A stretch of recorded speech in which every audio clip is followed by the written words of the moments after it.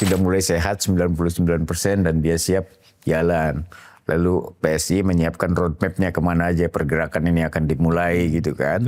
Target-target audiennya itu siapa saja, wilayah di mana saja, itu PSI yang merasa punya klaim ya. Planningnya ya. Iya, kalau Projo kan bukan partai. Meskipun itu dengan menelan lagi janjinya yang pernah dia ucapkan. Ya kalau saya sudah pensiun ya saya di rumah ngomong cucu gitu ya. Iya mungkin juga roadmap-nya itu sambil bawa cucu kan juga kan. Dia kelilingnya sambil bawa cucu kan bisa gitu kan. Iya. Namanya Jokowi apa aja bisa kan. Klaimnya adalah bahwa dia adalah presiden paling merakyat, belusukan segala macam. Itu sebabnya salah satu alasan kenapa dia melakukan keliling adalah melanjutkan kebiasaan lama dia yang suka belusukan nyampur dengan rakyat kecil gitu kan. Meskipun nggak akan masuk gorong-gorong nih. Halo pemirsa, jumpa lagi di playlist Sudut Pandang bersama narasumber utama Buya Tafta. Playlist ini membahas hal-hal aktual secara renyah, sederhana, spontan, akan tetapi tetap nendang. Kita sapa dulu narasumber kita. Buya, sehat Buya? Alhamdulillah. IHSG kita turun, rupiah anjlok. Tidak apa-apa, rakyat nggak main saham. Oke, rakyat desa nggak rakyat di desa nggak main saham. Dan nggak pakai dolar. Nggak pakai dolar. Buya, hari ini kita ngomong apa yang baru saja disampaikan oleh Ketua Projo, Freddy.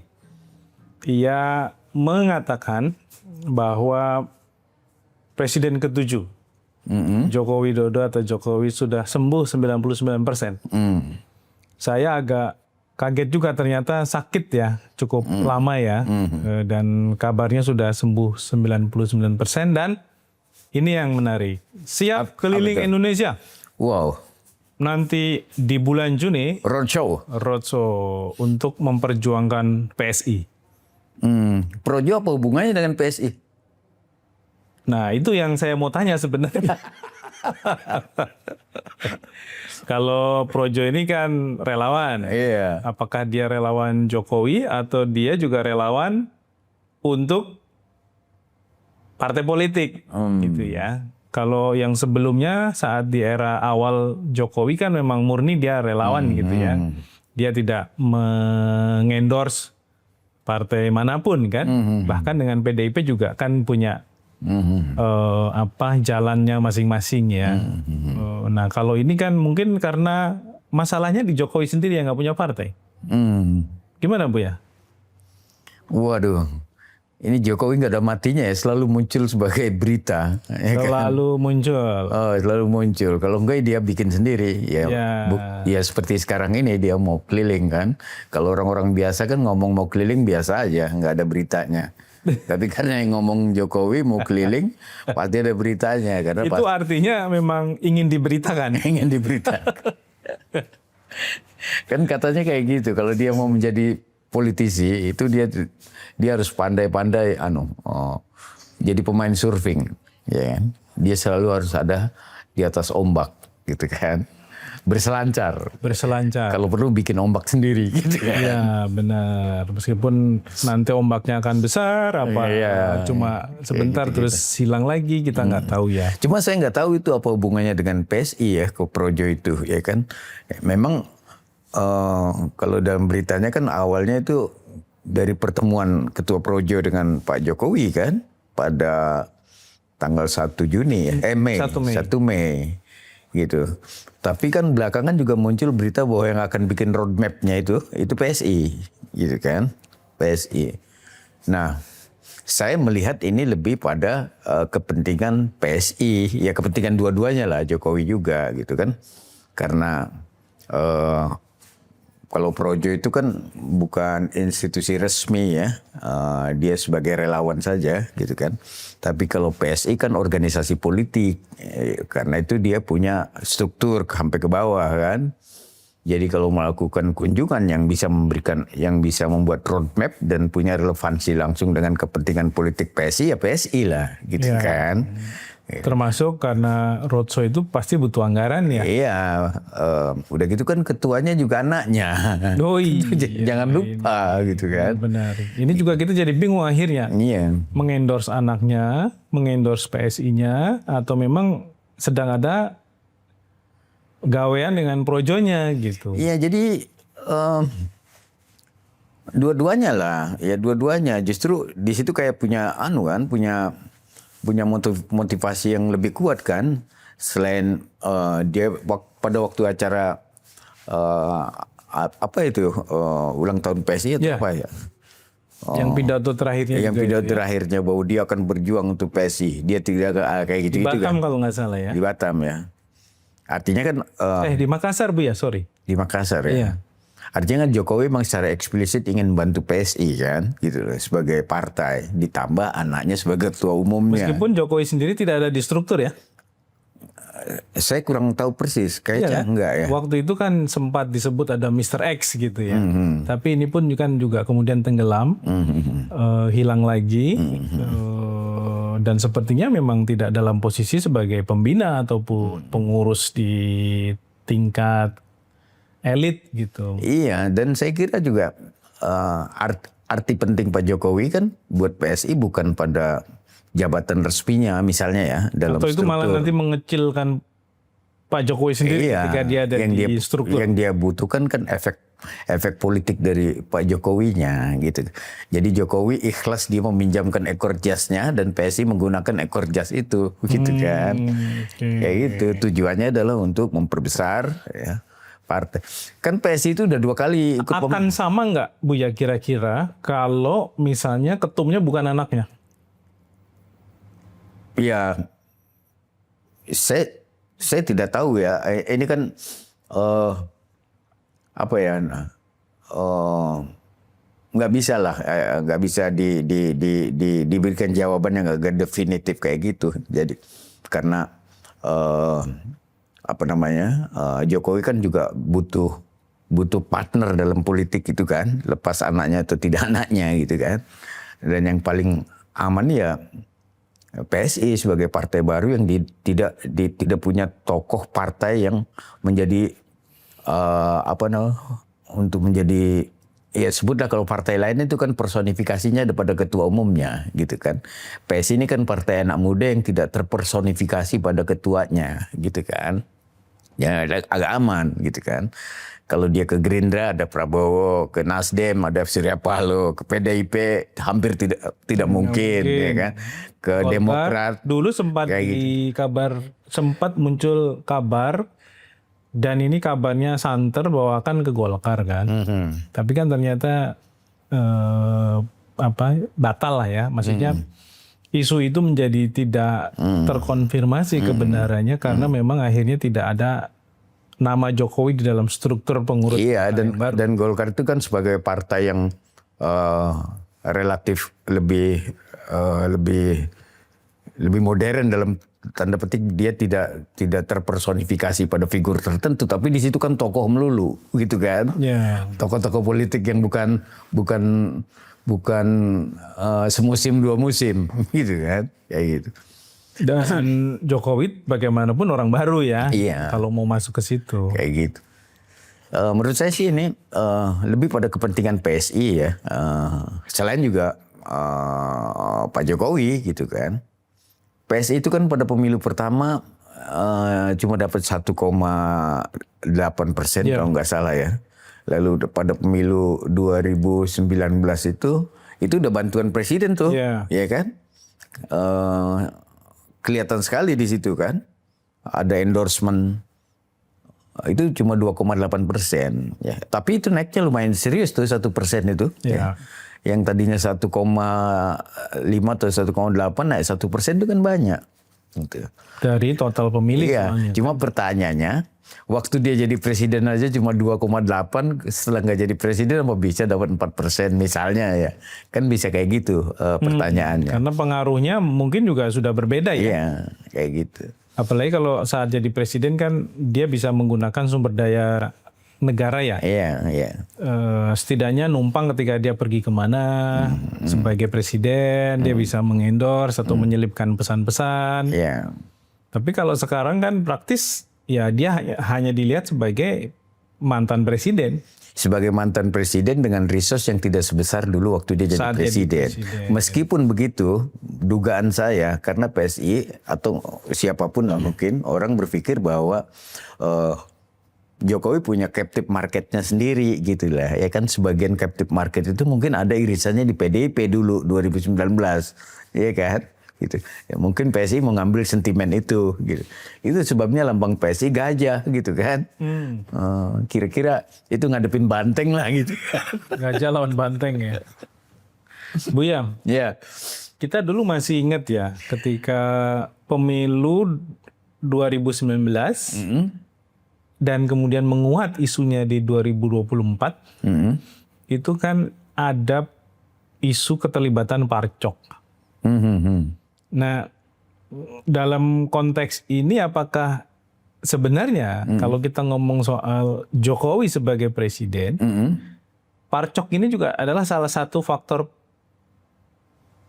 yang mempengaruhi apapun yang dilakukan Jokowi saat itu dalam konteks untuk mendukung dan memberikan peningkatan suara kepada partai yang dia dukung atau calon yang dia dukung. Iya itu kan udah jadi udah menjadi isu umum ya bahwa Parcok itu sudah menjadi instrumen kekuasaan politik tertentu gitu kan. Artinya kalau waktu itu Parcok tidak dihitung sebagai faktor, mungkin juga akan berbeda begitu ya. Perolehannya. Iya. Perolehan PSI Perolehan 2024. suaranya begitu. Ya mungkin misalnya. juga, tapi kan jangan lupa PSI waktu itu kan bersaing dengan begitu banyak partai. Ada sekitar 17 partai kan. Dan kenaikan lepas bahwa dia tidak parliamentary threshold, kenaikan dia menjadi 2,8% itu cukup serius sebenarnya kenaikan itu. Iya kan? Iya, betul. 2,8% untuk ukuran partai anak muda yang belum terlalu lama gitu kan. 2,8% itu cukup besar. Berarti ada kemungkinan PSI juga akan bergeser kah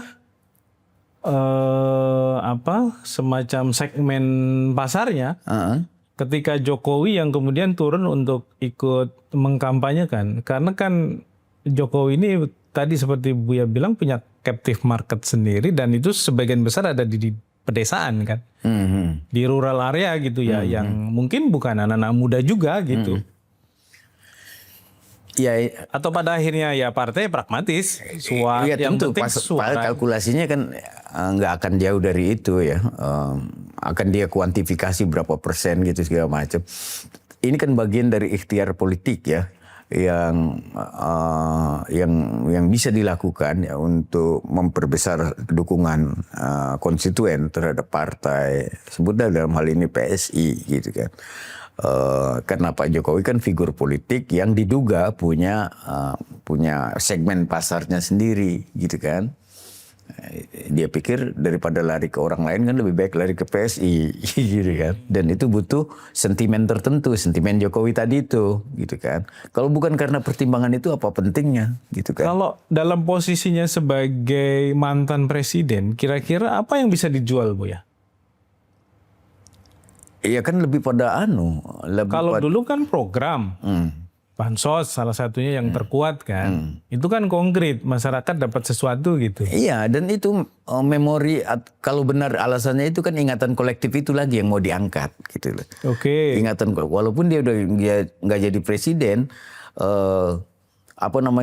citra diri dia yang dia anggap positif itu dia munculkan kembali pada figur yang namanya Pak Jokowi gitu kan. Jadi ingatan itu. Dia memang tidak presiden, tapi ingatan bahwa dia pro rakyat, bla bla bla bla itu kan yang mau Dan ketika nanti keliling juga nggak bawa bansos itu. Iya, kayak gitu. Yang justru mau diangkat adalah memori masa lalunya. Iya, kayak gitu. Tetapi ya tadi itu pertanyaannya benar juga, apakah efektif? Karena dia kan tidak melakukan apa-apa lagi sekarang. Kan ibaratnya kayak gini, kalau orang mau berpikir pragmatis, ya, kalau dia tidak dapat semuanya, jangan tinggalkan semuanya. Itu kan. Kalau umpamanya dia didukung oleh 10 orang dulu waktu jadi presiden, ya kan, jangan tinggalkan hanya karena dia nggak jadi presiden. Jangan-jangan 5 masih bisa dia dapat. Atau 2 atau 3 gitu. Iya. Seperti channelnya Visi Educare ya. Iya, pragmatis harusnya Iya, kan. iya, Gitu. Kalau nggak dapat semuanya, jangan tinggal semuanya. Gitu. Jokowi memang udah tidak presiden, tidak sekuat dulu pengaruhnya. Tapi juga kan pasti diduga punya pendukung fanatiknya sendiri. Buya, kenapa Juni? Ada momen politik apa di bulan Juni? Pilihannya kemudian akan keliling Indonesia bulan Juni. Apa karena dia sudah terlalu lama tidak beredar? Kan baru sembuhnya belakangan ini, 99%. Ya kan? Jadi memang bukan karena ada momen politik Kenal itu yang muncul kan. Ya. Bahwa sudah mulai sehat 99% dan dia siap jalan. Lalu PSI menyiapkan roadmap-nya kemana aja pergerakan ini akan dimulai gitu kan. Target-target audiennya itu siapa saja, wilayah di mana saja, itu PSI yang merasa punya klaim ya. Planningnya ya. Iya, kalau Projo kan bukan partai gitu kan. Meskipun diinfokan oleh Freddy dalam setiap kali kunjungannya akan didampingi oleh relawan. Ya bisa dampingi kan, gitu, kayak gitu. Tapi kan aktor utamanya ya, artinya yang merancang roadmap itu mesti partai lah. Ya. Oke, Buya terakhir. Dari sekian banyak mantan presiden, yang lain itu kelihatan anteng Bu ya. Maksudnya ya udah nggak mau lagi lah masuk ke arena politik praktis. Ya, bahwa ada sedikit-sedikit yang tetap ingin menjaga. Itu mungkin salah satunya ya karena dia merasa punya partai. Ya misalnya Pak SBY atau Megawati lah, ya, yang jelas gitu ya. Atau Surya Paloh. Tapi kan itu momentumnya biasanya muncul ketika momen politik. Pemilu, pilkada. Nah ini kan nggak ada momennya. Kenapa kok Pak Jokowi ini punya model yang agak berbeda ya Bu ya? Nggak sesuai dengan pakem pada umumnya para mantan presiden. Iya kan dia nggak punya mainan lagi ya kan. Artinya mainan resmi gitu kan. Kalau yang lain kan punya mainan resmi. Mainan resmi itu maksudnya kesibukan harian ya kan. Mantan Presiden Megawati punya PDIP ya kan. Dengan urusan per partai aja kan udah cukup lumayan ini kan. Sibuk. Pak SBY selain juga sibuk melukis gitu kan. Dia sering jadi narasumber ya kan. Dia juga penulis gitu kan. Lalu sedikit banyak juga dia ngurus partai juga sebagai pembina kan. Betul, gitu. Posisinya masih pembina lah ya. Iya, Pak Surya Paloh juga kayak gitu kan. Ada saja aktivitas yang bersifat keorganisasian yang bisa dilakukan. Kapan Jokowi kan nggak punya semuanya gitu. Tapi dia merasa bisa melakukan sesuatu. Iya kan, karena dia merasa punya jadi figur politik gitu kan. Jadi kelemahannya adalah dia nggak punya mainan ya dalam pengertian resmi partai atau apa gitu kan, atau yayasan gitu. Tapi pada yang sama itu juga kelebihannya karena itu dia bisa ciptakan mainan sendiri gitu loh, ya kan?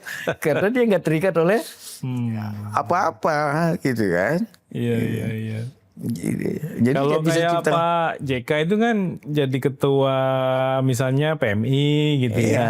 Dia ikut membina, ikut mengurus gitu. Artinya ada kerja-kerja sosial yang juga tetap dilakukan. Iya betul.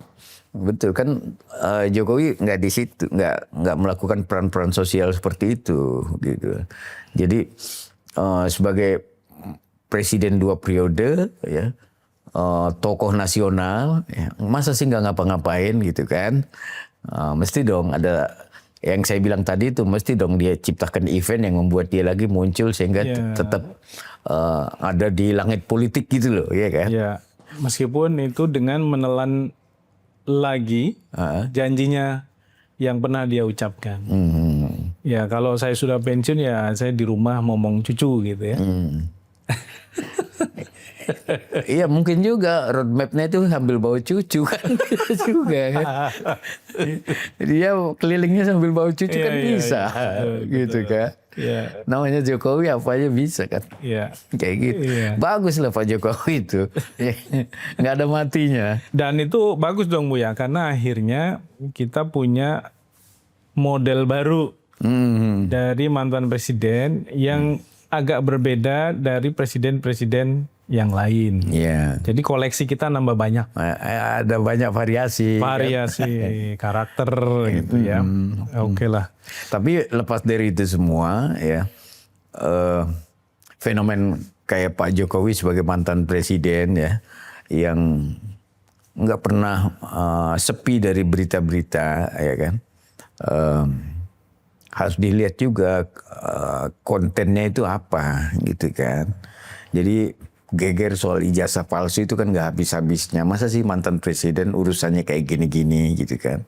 Lalu tiba-tiba ya walaupun itu dioprek oleh orang lain ya, tapi kan melekat pada diri dia fakta ya. Dan semestinya langsung bisa cepat Iya, bisa klarifikasi ya. selesai gitu.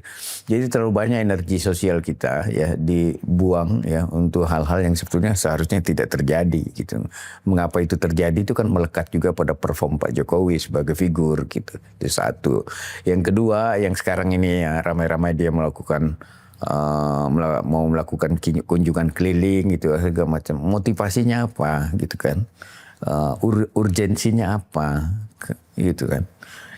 Untuk kepentingan kebaikan bersama gitu, kalau bukan politik gitu kan. Ya. Ya orang akhirnya memberikan tafsirnya ya sudahlah ini semuanya motifnya politik gitu kan. Politik karena tadi itu sebagai mantan presiden dibanding mantan presiden yang lain kan, dia tidak punya aktivitas yang bersifat penting ya dalam konteks sosial sebagai tokoh gitu kan, kayak gitu-gitu. Tokoh ASEAN juga nggak bisa. Pak Habibie begitu tidak jadi presiden dia bikin Habibie Center, lalu macam-macam ya. Betul, betul. Jadi mengabdi kepada masyarakat melalui jalur sosial ya, apakah itu kajian-kajian, apakah itu yang lain-lain lah, kayak gitu-gitu. Ya. Kalau Gus Dur kan punya NU ya, ya bisa mengembangkan hal lain di luar. Gus Dur itu kan selain dia punya NU ya, dia kan juga jadi semacam sumber inspirasi ya, sebagai role model untuk kegiatan yang bersifat bahkan pada tingkat global ya. Iya, yang bersifat demokrasi, kemanusiaan, macam kayak gitu. Inklusivitas, kan dia menjadi sumber inspirasi kayak gitu. Lalu SBY sedikit banyak. Kalau Pak Jokowi apa inspirasinya Bu ya? Ya, inspirasinya, klaimnya adalah bahwa dia adalah presiden paling merakyat, belusukan segala macam. Itu sebabnya salah satu alasan kenapa dia melakukan keliling adalah melanjutkan kebiasaan lama dia yang suka belusukan nyampur dengan rakyat kecil, gitu kan. Meskipun nggak akan masuk gorong-gorong. Kayak gitu-gitu. Ya sudahlah, ini anggap sebagai tontonan politik yang biasa saja, ya kan. Seperti biasanya. Seperti biasanya. Ini setiap orang merasa harus punya peran kan. Begitu peran itu udah kehilangan, dia ciptakan peran baru. Namanya juga Indonesia. Iya, namanya juga Indonesia. Negara teatrikal. Jadi orang yang merasa punya harga politik, ya harga itu harus dia pertahankan, dan itu butuh event untuk menjaga harga itu, gitu. Ya. Butuh kegiatan, dan selalu harus ada di etalase ya. Iya, muncul kayak gitu di ruang publik gitu. Kalau enggak kan senyap. Betul. Kalau senyap kan hilang ditelan masa. Oke Bu ya, kayak gitulah kira-kira. Terima kasih insight-nya. Ini tiba-tiba kita ngobrolin Pak Jokowi. Kangen kita Bu ya. Ya karena obrolan kita kan spontan. Spontan Bu ya, spontan, tapi ya tetap saja menggunakan dalil-dalil yang bisa dipertanggungjawabkan lah ya. Demikian pemirsa bincang kita dengan Buya Tafta seputar rencana Jokowi sebagai mantan presiden atau sebagai pendiri relawan gitu ya, Projo, atau bahkan sebagai ayah dari seorang anak yang sekarang menjadi ketum PSI, rencananya akan keliling Indonesia pada bulan Juni 2026. Kita lihat apa yang akan dilakukan, karena menarik untuk selalu menunggu apa sepak terjang Jokowi selanjutnya. Demikian, kita ketemu lagi di lain waktu. Sampai jumpa.